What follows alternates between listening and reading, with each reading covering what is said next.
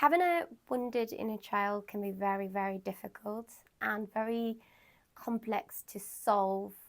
Why is wounded and why is taking a big part in our life.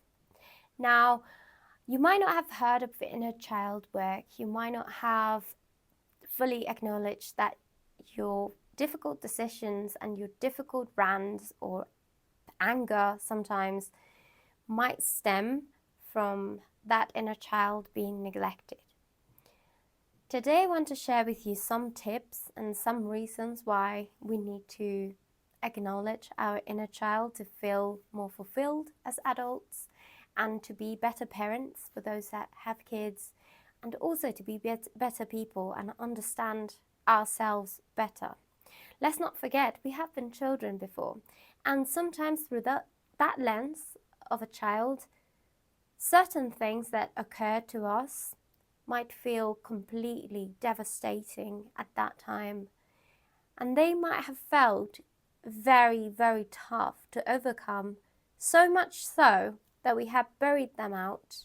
We have not even relived them, and in some ways we have let them control the rest of our life. I and everyone else has done this to a certain degree. Maybe some people really suffer from trauma that really can't go through it ever again. Some people might have a very strange phobia that may stem from their childhood. The reasons can be infinite, but I really want to acknowledge in this video the power of integration of your inner child in your daily life. How do I do this? Well, every month I pick one activity that my 7-year-old me, 5-year-old me would absolutely love doing.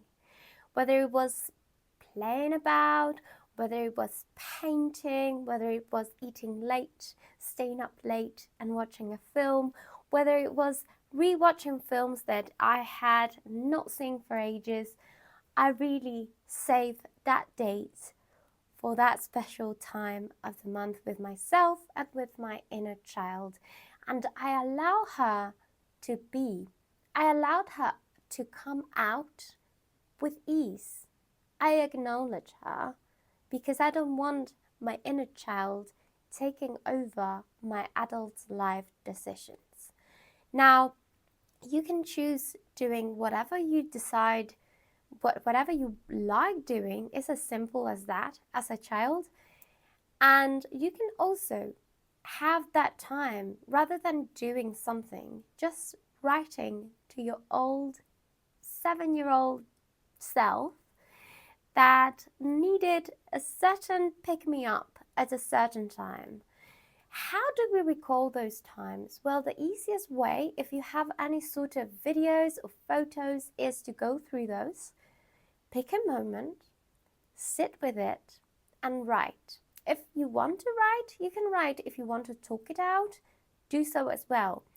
I want you to be that parent, that caring figure that you may have lacked at that time.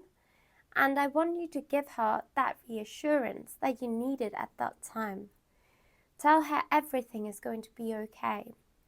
Tell her adults don't really know what they are doing. Tell her that she is completely valid and she is completely loved for who she is.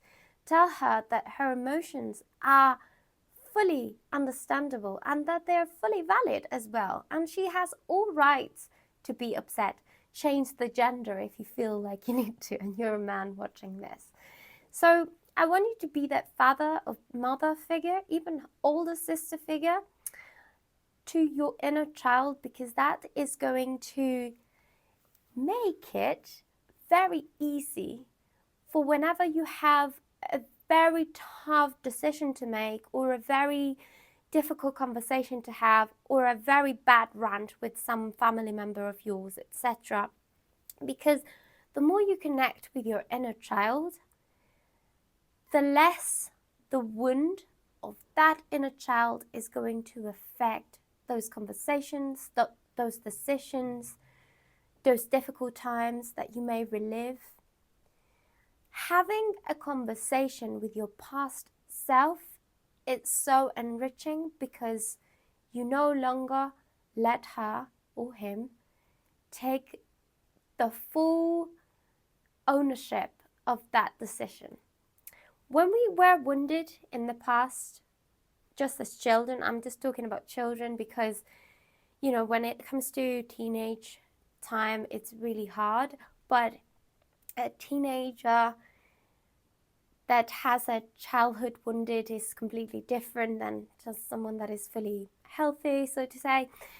So that's a more tricky part because we start a process of being individuals and separate ourselves from parents, etc. But when we are children, we identify our caring figure, if we do have the luck to have one or two, and we put them in a pedestal and we put them in the most important and most knowledgeable person in the world.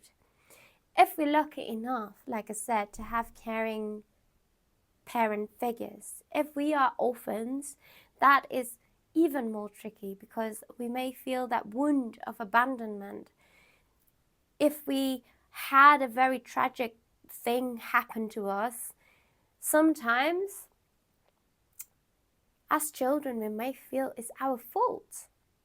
And I want you to open that space for yourself and talk to yourself. Some people say that talking to yourself is crazy people only do that. And I think it's only crazy people that don't talk to themselves, because you need to know yourself very well not to be crazy in this world.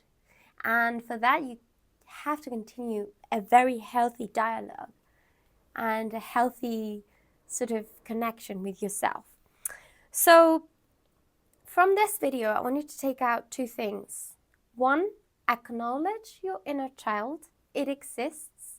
You're still all the parts of every single year. You're the sum of all those. And I want you to take most care of that precious child, because when you do that, you're going to understand yourself better. You're going to understand your irrational decisions better, and you're going to be able to soothe the times where you may feel triggered and understand better why you're getting triggered by certain things. And the second thing I want you to do from this video is to allow time with that inner child that still lives in you. So go out, play, ride a bike, eat ice cream, be careless for one day, be a child, play, be a fool, whatever you want to do. I want you to fully embrace that day. Even you can do this with friends, like go to a park and be silly or whatever. You can make it like a small date with your friends or your partner, whatever, and be kids again, because it's super, super enriching as life goes on. And if you're a creative person, this is going to do wonders. Because when we were children, we were not sort of tarnished and shaped. We were fully open to receiving the world, and we just didn't put any sort of boxes. So the more you allow that child, the more creative you're going to be, and the more you're going to flourish as an adult person that has integrated that inner child. I hope this video was useful for you. Subscribe, share with whomever might need it, and leave it in the comments down below if you have ever done any inner child work. I am planning to recording some meditations here on YouTube so that it can allow that space to happen. And yeah, I love you, and I'll see you next week. Bye.